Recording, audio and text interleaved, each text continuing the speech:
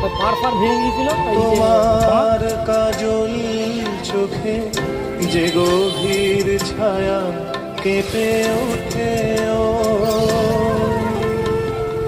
তোমার আধারে ও যে হাসির মধু মায়া ফোটে,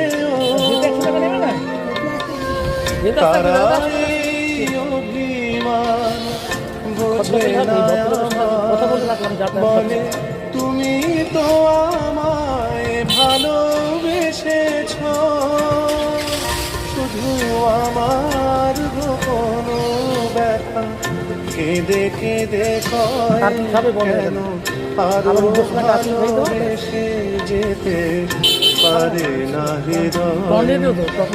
আমি তোমায় ভালোবেসেছি।